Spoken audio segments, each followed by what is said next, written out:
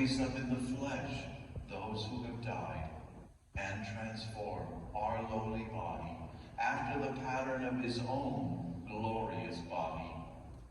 To our departed brothers and sisters, too, and to all who were pleasing to you at their passing from this life, give kind admittance to your kingdom. There we hope to enjoy forever the fullness of your glory, when you will wipe away every tear from our eyes. For seeing you, our God, as you are, we shall be like you for all the ages, and praise you without end.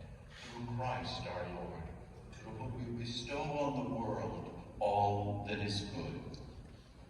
Through him and with him and in him, O God,